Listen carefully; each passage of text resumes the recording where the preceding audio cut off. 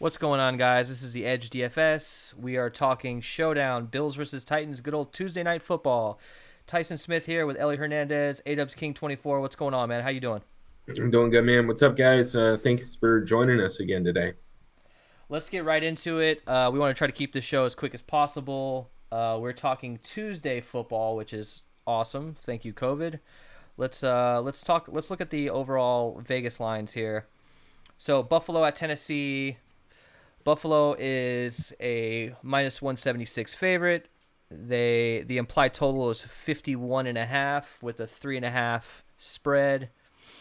The interesting thing here is if you look at the projected ownership, Buffalo, who in my opinion can absolutely destroy Tennessee just simply because Tennessee doesn't have the manpower this week. Buffalo is projected about, what is that? That's 40 some odd percent lower than Tennessee, which is a little strange to me. I'm assuming that the ownership is going towards Tennessee because of the value that we have at Tennessee because of the injuries. When you first see all this info here, what are you thinking as far as just an overall game theory, and then how does that affect you when it comes to DFS? Yeah, I mean it's really interesting, especially considering I expect Buffalo to overperform some of the expectations that are here. I don't understand why the game is coming in this close. To be completely honest with you, I think the spread is right. Right, 3.5 points is good for two decent NFL teams. But I think everyone's just seeing the 4-0 next to Tennessee and getting a little hyped up on it. Tennessee hasn't really played anyone this year, and I think Buffalo is going to be kind of a rude awakening for him. Josh Allen is learned to throw the ball accurately, and he's got some pretty damn good pocket awareness, and he's definitely taken a giant leap forward this year. I think he has over 300 yards in every game so far. So I don't know, man. This just looks really enticing on going heavy on the Buffalo side. I get pricing's going to be a little bit of an issue, but we'll get into it. But I mean, if you're stacking Josh Allen, John Brown, and then Stephon Diggs, I mean, you should be able to do a pretty decent amount of stuff from there. So we'll get into different ways to be different with and move your salary around a little bit better when we get to the captains. But those are kind of my initial thoughts on the slate. This is going to be juicy, man. I'm excited. Yeah, I'm excited. I mean, with all the injuries that are going on Tennessee side as far as COVID illnesses and being out and just general injuries, there's going to be a lot of dart throws that you could for $200 for 1,000 for a low salary that you can throw into throw one of these guys into your lineups, into every one of your lineups potentially, to get you different, and the potential for one of these guys to break the slate is pretty high in my opinion, considering with Tennessee, they're who's actually going to be catching the ball for them tonight is completely up in the air. We don't know. We'll show you some stats. We'll show you some snap rates. We'll show you some target information and let you decide for yourself. But for me, I think today going 4-2 stacks or 2-4 in favor of Buffalo, even 1-5s and 5-1. Well, maybe not 1-5s. That's a little ridiculous. But that has actually won. I think that won a couple weeks ago. The one in the captain with the opposing players. But I think going 4-2, 5-1 today in favor of Buffalo, in my opinion, is going to be the way to go. This team is favored, and in my opinion, Buffalo can absolutely crush Tennessee just because these guys haven't been able to practice. Well, supposedly, I think they had some secret practices going on.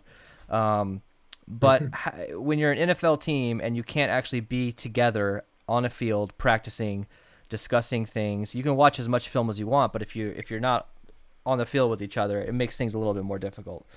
So let's get into the injuries here. So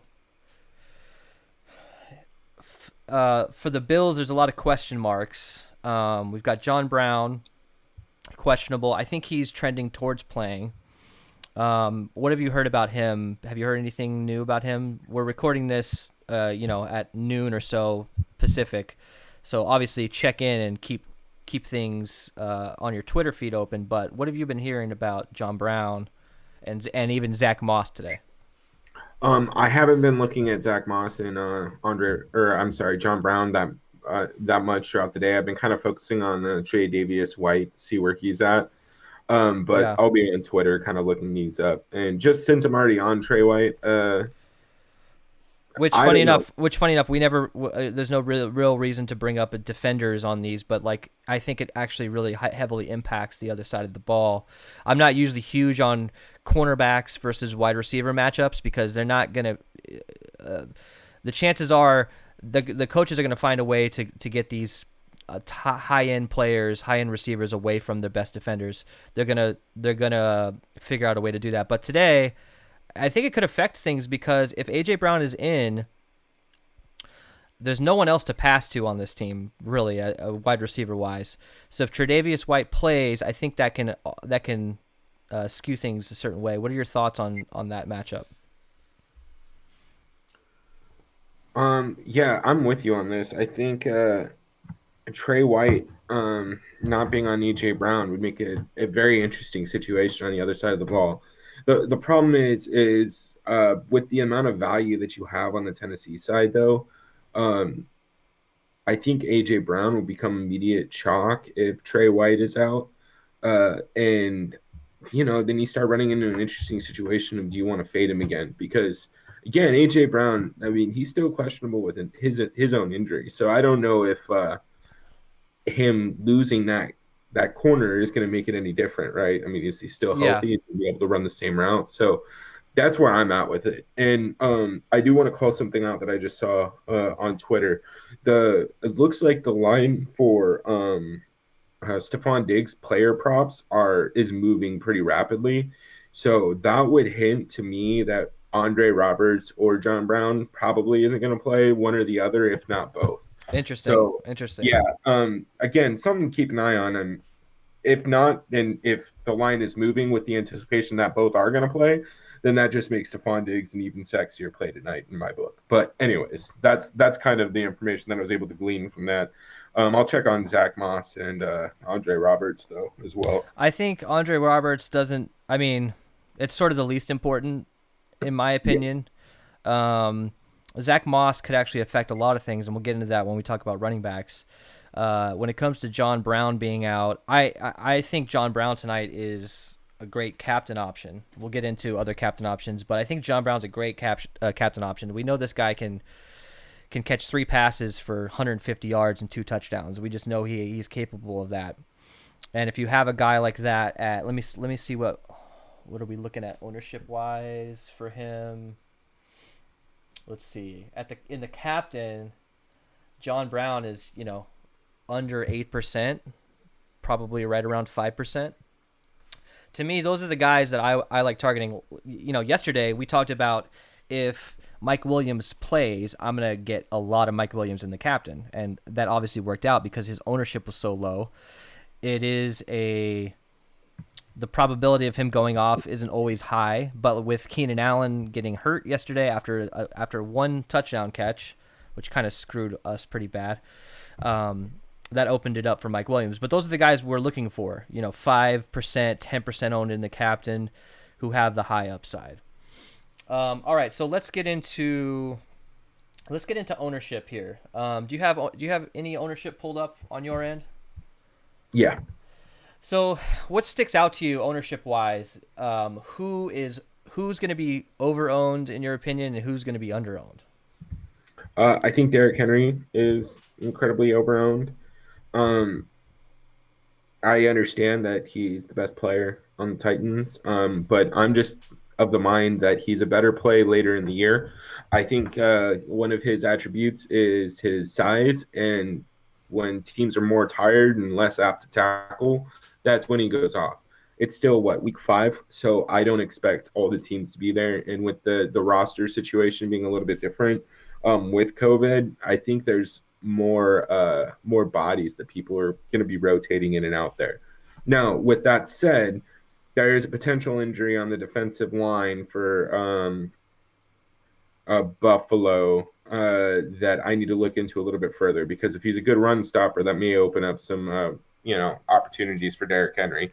Yeah, Um, but again, I still think that's incredible ownership. 63% is pretty high at the flex position, or well, it's total ownership.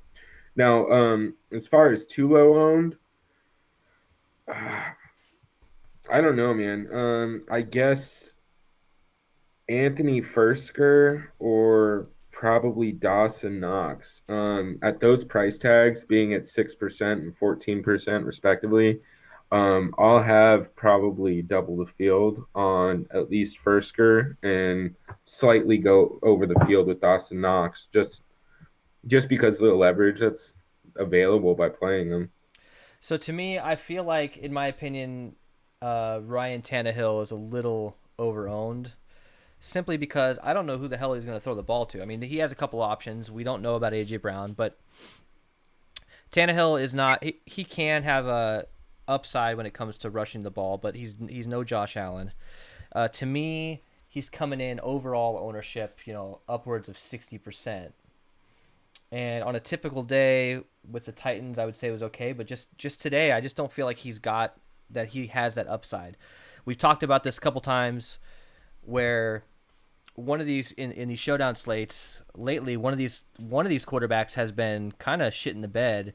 It almost happened to Drew Brees last night. He stepped up and got a vulture touchdown at the 1 inch line, which I'm sure just absolutely, to me, I just wanted to shut my phone off at that point. But to me, Tannehill's a little too high owned. Low owned for me, for a guy who is the starting running back on a team that's favored, Devin Singletary coming in at around 35% ownership and 5% in the captain is too low owned for me. I know he's $8,000, and that is a little high. But if Zach Moss does not play tonight, that guy's. I mean, who's their backup? Is it Yeldon? I mean, I think we've got Yeldon going here. Let's see. Really? Hold on. Yeldon is in a player pool somewhere, which I didn't. I was like, what year is this? Yeah, TJ Yeldon is $600. So if Zach Moss is not playing, Yeldon is the guy, and I don't want anything to do with Yeldon, to be honest. I mean, I might get a share or two of him because he's probably going to be relatively low owned, but I would rather just take up all of my usage with Devin Singletary. Um,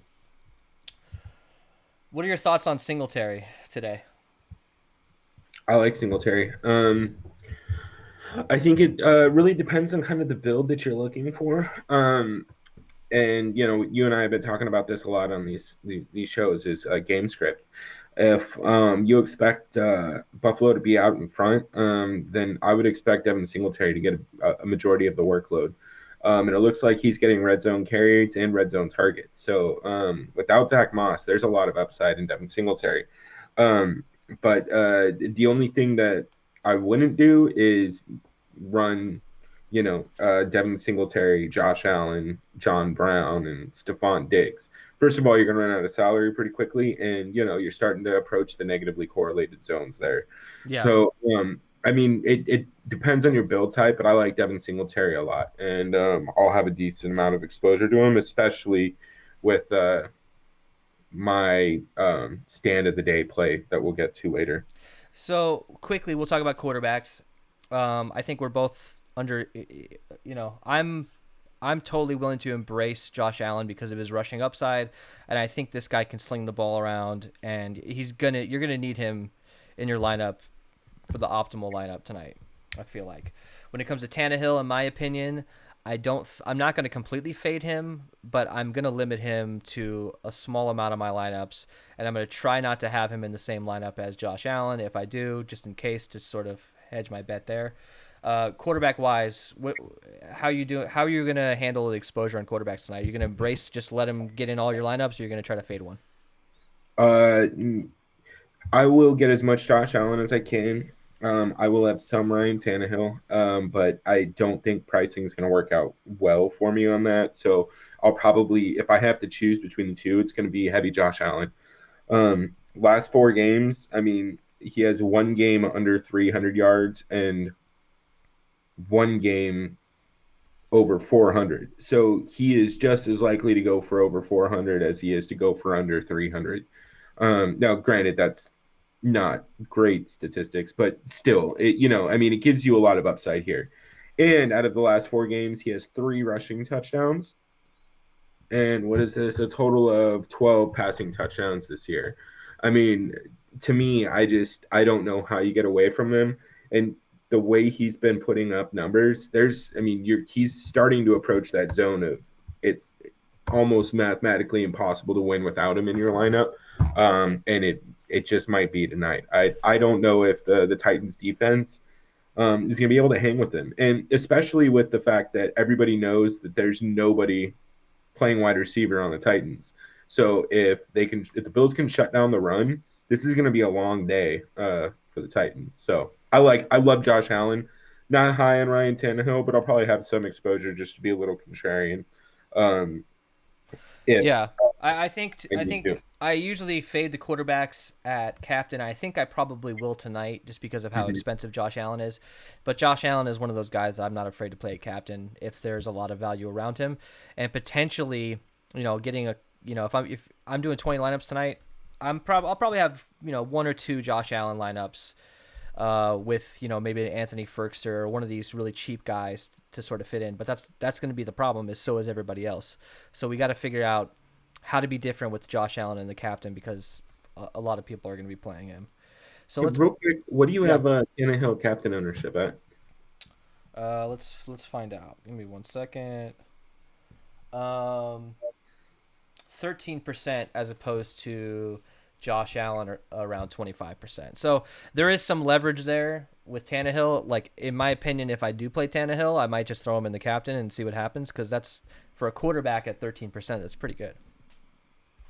Yeah, that's what I was going to say. I think you might get some interesting 2-4 builds here with Ryan Tannehill, and then maybe a pass catcher, one of these random cheap guys, Yeah, or even just Tannehill and this is dumb, but Steven Gostkowski. I mean, you could capture all the offensive points that way, and then just jam in 4 of. All right, I'm messing with this build right now. Go ahead and go on to the next slide. I want to see if this is something because I agree with you. If yeah, he's only 13% captain, I think he does pose for an interesting captain spot because if they stay in this game, it's either going to be Derrick Henry and Ryan Tannehill that's going to be putting up points. I don't think it's going to be both, just straight up. So I think yeah, this is an interesting build that kind of shies away from the Henry captain that's probably chalky as hell. yeah. So let's go to running backs real quick. Hang on, I just exited out of my fantasy cruncher tab. So running back wise, we have to have the conversation of Zach Moss versus Devin Singletary. The first 2 weeks of the season, Zach Moss was getting 45% and 56, or I'm sorry, 45% and 46% snap rate. Um, and then he's been injured the last few weeks, and basically Singletary, the week 3 and week 4, his snap rate has been 89% each week. So they're using Devin Singletary. He's almost on the field every single play when Zach Moss is out. But when Zach Moss comes in, it turns into more of a 60-40 scenario. So if Zach Moss plays tonight, I think that really hurts Singletary, and especially at that price, I don't want as much Singletary. I'm going under the assumption that Zach Moss will not play as of now, but that could all change, obviously. Um, what are your opinions on the Moss versus Singletary while I pull up my fantasy cruncher here? Um, I think Singletary is the better running back. I think if Moss is playing tonight, I will limit my exposure to Singletary, just because I think he'll eat into his carries. But if Moss doesn't play, I think Singletary's an amazing play. Yeah, I agree. All right, let's move on to wide receivers. So first, let's talk about Buffalo because that's a little bit easier to decipher here. Um, Diggs, John Brown. While I'm pulling this up, I'm having some technical difficulty on my side. Talk talk about Buffalo's wide receivers and where you're at with them. So Buffalo's wide receivers is going to be a little bit interesting to me. I am personally going to have a lot of as many stacks as I can of Stephon Diggs and either Cole Beasley, John Brown, or um, even Gabriel Davis. Right? I think having as many variations of this group as possible is going to be pretty important. Um, just because. Josh Allen's airing the ball out, man, and he can throw the ball anywhere. So you get one of these guys out in open field or in space, it's a game changer, right? I mean, one touchdown from Gabriel Davis. I mean, I know he's expensive at 4.6K, but he's also projected for 17% ownership. He pulls in one of those touchdowns. That's slate tilting kind of performance. So it gets really interesting once we start getting some of these other guys in there. But I love Stephon Diggs. I don't know if I will have a single lineup without him, to be completely honest with you. I think from there, I'm going to rotate different variations of Beasley, Brown, and Davis in. And then, I mean, even deeper, Isaiah McKenzie isn't awful at $800. I mean, he's going to get a target or two. And he could even get a rush attempt. He has 3 rushing attempts so far this season. And he averages about 2 targets a game. So he's not gonna get 15 catches out there. But again, one is all he needs to break the slate. At $800, yeah, absolutely. So, so Gabriel Davis, let's look at him real quick. So, did you bring up Gabriel Davis? Did you mention him? Sorry, I wasn't paying attention. $4,600. He's 5% owned, I think. He's been, to me, he's a better option than Cole Beasley this week. I know he's not getting the target share. He's barely being targeted, but in a showdown slate, you just need 1 or 2 catches from this guy. Beasley is 6,800. Gabriel Davis is getting the snaps. He's actually out snapping Cole Beasley. Now, that's not translating into targets or a lot of catches. I understand that, but that's one thing that's important with Showdown is opportunity. This guy's on the field week 3, 74% of the snaps. Week 4, 59% of the snaps. Cole Beasley, week 3 was 61, and week 4 was 30%. Now, I don't know if he was dealing with an injury or something. Maybe there was a matchup issue.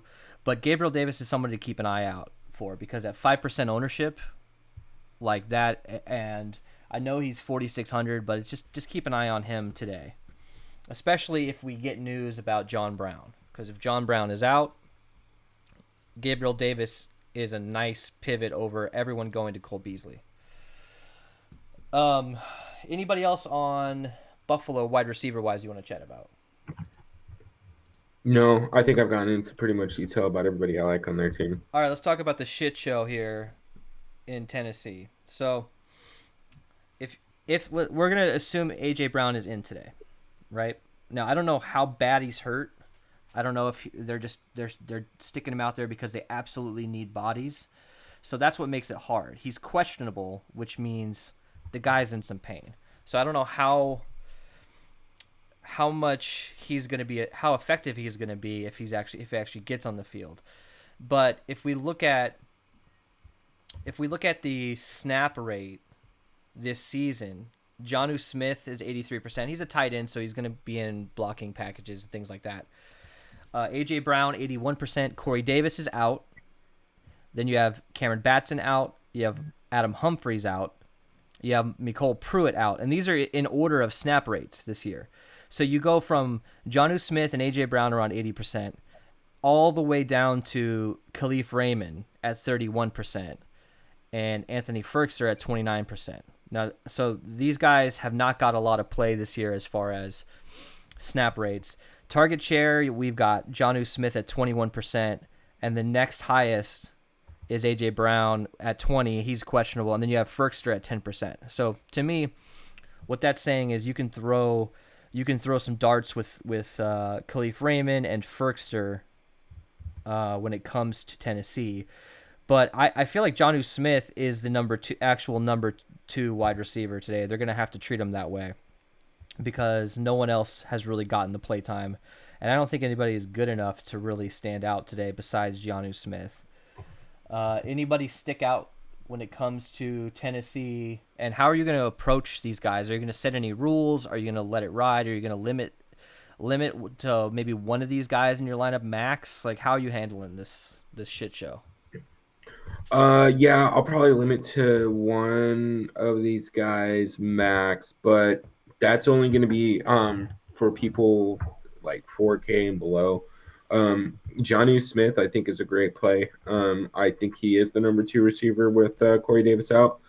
So I'm with you on that one. I'll probably have a decent exposure to him at captain even, just because it frees up so much money. But yeah, Jonnu Smith can catch a 70-yard bomb. I mean, he can take it up the field. He's fast. He's an athletic tight end. And, I mean, I've lost a lot of money not playing him, so it looks like I need to.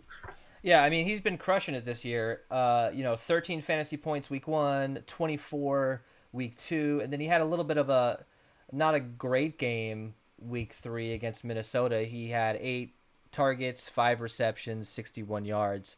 So I think it's a recency bias thing. We haven't seen this team play in a little bit. Maybe we forgot how good Jonnu Smith actually is. He broke the slate a couple showdown slates ago. I think tonight he can do it again. I think you can consider him in captain for sure.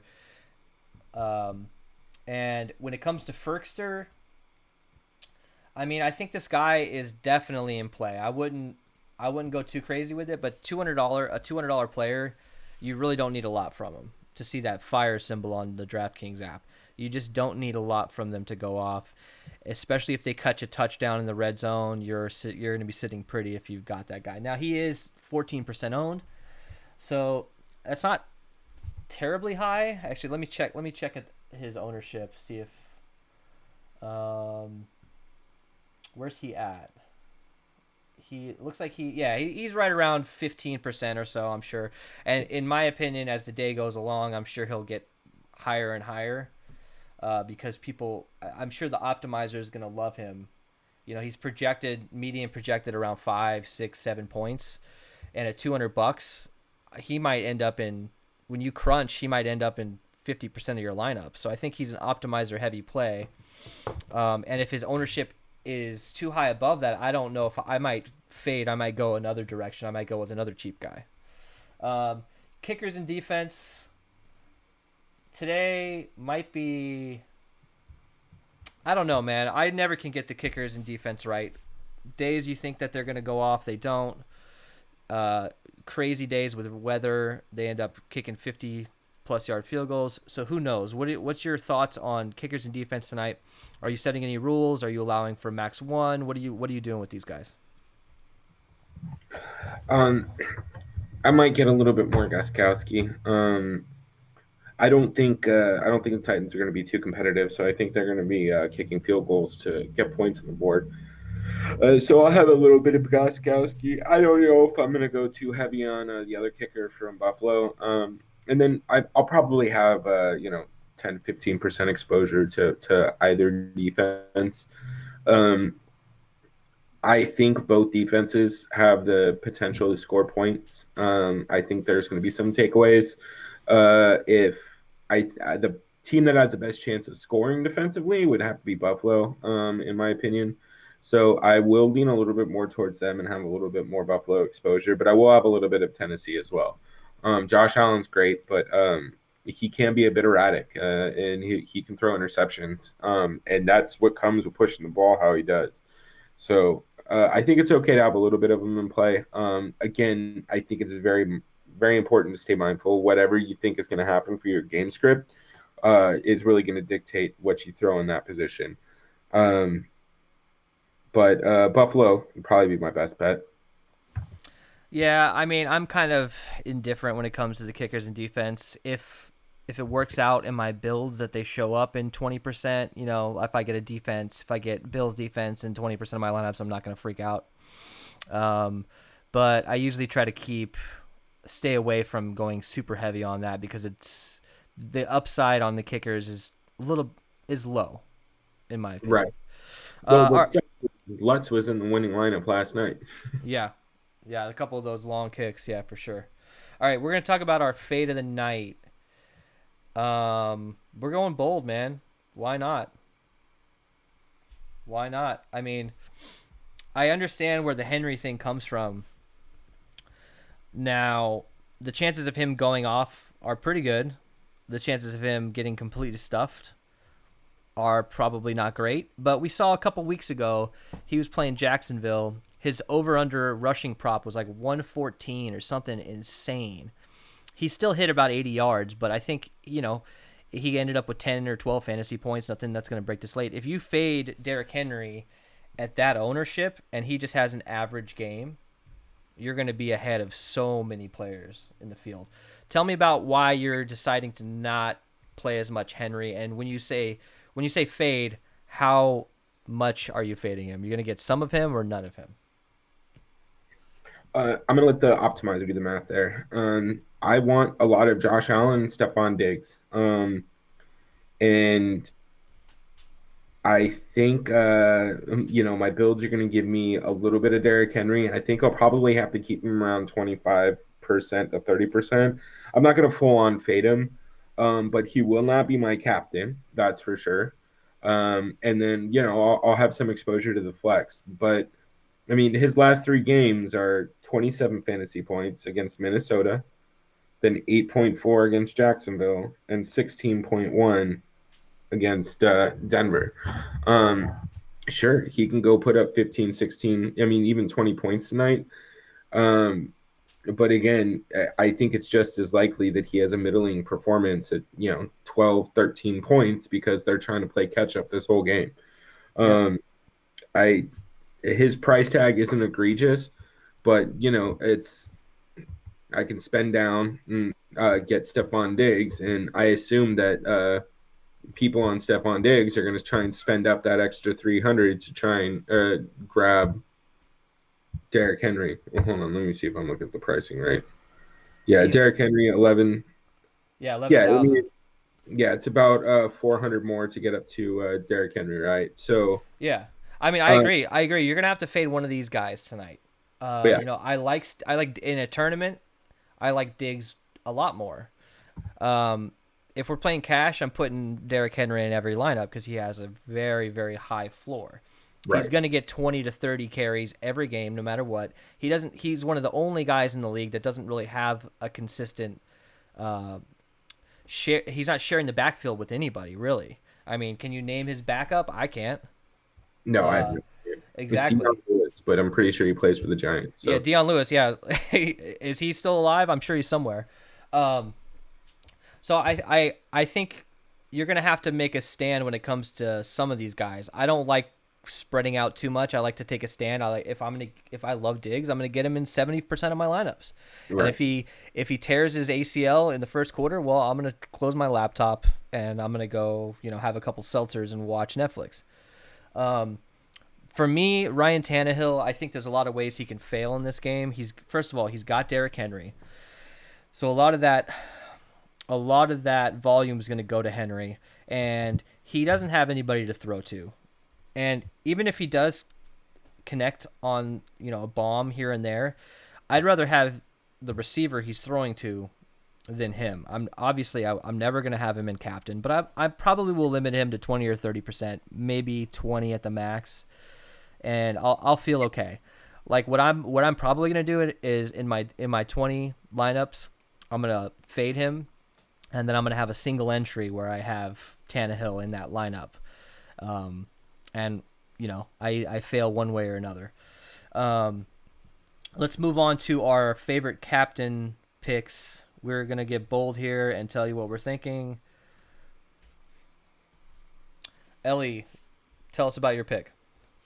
Yeah, we went into it a little bit on the tight end page, but I love Jonnu Smith. I think he's in a unique opportunity to give you the flexibility that you need and have some Titans exposure. Um, I mean, honestly, if you want to do this with him at captain, you can run Derrick Henry, you can run Ryan Tannehill if you think they're going to be two optimal performers, and you'll free up a lot of ownership. I mean, what do you have, Jonnu Smith at captain? Like sub 5%? Sub 5%. I mean, Yeah, that I mean, just frees up so much for you. You can get all these guys in one lineup. He's 74, he's 7,200, so he's sort of middle of the road, where it's like, a lot of people go heavy on the real high price guys in captain and go two punts in the flex. Well, now you're going to be able to just be a little bit more balanced when it comes to your lineup. You don't have to go with the crazy $200 guys if you don't want to. so get this. Last night, right, and this is kind of a unique example, but last night, if you're running Alvin Kamara in the captain spot, you were with 30% of the field, right? Because 30% had him at captain. If you simply had Latavius Murray as a handcuff there and had Latavius Murray in at the flex with the captain Kamara, you were already down to 14% of the field. So just by handcuffing like that, you took the chalkiest possible captain and made your lineup fairly unique, right? You're already in the top, or you're in a segregated 15% of the total lineups. So doing something like this gives you the ability to play those guys. And I think it's very important to kind of pay attention to those things. I mean, this isn't Patrick Mahomes, throwing. This isn't a night where you're going to get 4 touchdowns by one person throwing for 500 yards, right? So you're not going to have anybody tilt the slate so incredibly that you're not going to be able to recover from it. So as long as Jonnu Smith gets, 4 catches and a touchdown, you have enough value to be able to stack up everybody else and still win a pretty decent amount of money. Yeah, I agree. And just with a guy that's 5% or lower in your captain, you're going to be unique. You're going to be able to find lineups that don't have dupes. We all know that there's literally no point in playing a negative EV lineup that has 100 dupes. There's no point. If you get first place, you're going to be the saddest first place winner in the history of the world, because there's no point in playing these heavy duped lineups. And you Right. could do the math on this. It's not very hard. You can easily figure out the highest leverage plays in order to get the lowest dupes. You could figure this out, and by having a 5% owned guy in the captain, you're going to be able to easily accomplish that. When it comes to Devin Singletary, I'm just looking at ownership. I mean, this guy's the number one back. Now, if Zach Moss is ruled out, that's a different story. If Zach Moss is ruled out, I'm sorry. If Zach Moss is in, obviously I'm not going to have a lot of Devin Singletary. I will have some, though, because it's going to drive his ownership down. So Devin Singletary comes in, and he's still the number one back, and he's still going to get the volume, but his ownership is going to go lower. So I'm not going to have as much, but I still will have some. If Zach Moss is in, I probably will choose to go with a guy like John Brown more in my captain. Like, I'll probably have 50% John Brown, and hopefully, just like last night with Mike Williams, we get a couple big plays from him, and he steps up and takes over. Everybody's going to be concentrating on Stephon Diggs, so maybe he'll sneak out and catch a couple touchdown passes. But when it comes to Singletary, I like this guy's usage. I like what they're doing with him, and if they're going to be leading this game like I think they are, which you have to think about game script when you're building these showdown lineups, I think that the Bills can take a lead, and I think they can hold on to that lead, which is another reason why we're fading a guy like Derrick Henry, because he might not even come into play if they're down by 2 touchdowns. If they're up by 2 touchdowns, Devin Singletary is going to get the ball a lot, and he's going to have goal line attempts. The only thing that worries me, obviously, is Josh Allen's rushing ability, but I'm going to have lineups with Josh Allen and Devin Singletary. There's no question about it. And if Zach Moss plays, I might even have Zach Moss, Devin Singletary, and Josh Allen. I'm not afraid to do that kind of stuff. There's no, you have to be different, and sometimes negatively correlated plays within reason can help you. Any last thoughts on captain? Are you going any other direction with how much Jonnu are you going to get at captain, and what are your other options for captain? I'll probably only have like 4 or 5. I Yeah. want to have some exposure there, but I'm not going to get too crazy with it. I'll rotate a couple different in tonight. I am going to do 2 or 3 lineups with Brian Tannehill, just because of Well, I was looking at some builds when we brought it up a little bit earlier ago, and it actually looks pretty nice. Really? Okay. Interesting. Yeah, and you can fade Henry, so you can be not chalky while still running it. So I'm gonna get a little bit of exposure there. And then I think John Brown, maybe Stephon Diggs. I don't know. I don't want to get too high into the upper tier guys just because of the chalk, but I might see how the builds come out. What about you? I'm looking here. I'm seeing Khalif Raymond. Pretty good, pretty decent projection. He's a little expensive, but he's got projected for less than like 2% ownership in the captain. I'm sure that when I'm doing my builds, when I'm looking for dupes, he's going to be popping a lot. A captain at 4,800 with zero ownership is kind of attractive to me. Now, he could, catch one pass for 4 yards and your day's over. But I'll throw out a couple lineups. Maybe do 2 or 3 with him. I like to spread it out at captain personally. I like to go heavy on like one guy and then spread it out from there. But I actually like Tannehill and captain more than I would in the flex, because with Tannehill at captain, you can capture those if he vultures a touchdown from Henry, have him in captain and fade Henry in the flex. You can have a lot of leverage there. Any last thoughts about this slate? Things you're looking for before we sign off? No, just be keeping a close eye on injury news. That's going to be the most important stuff here, I think. Yep. So thanks a lot, guys. We are trying to come at you every Showdown slate with a new video. Please like and subscribe. Help us out. We're a new channel trying to build a following. Go follow us on Twitter. We can have a conversation. And thanks a lot, guys. We'll talk to you later.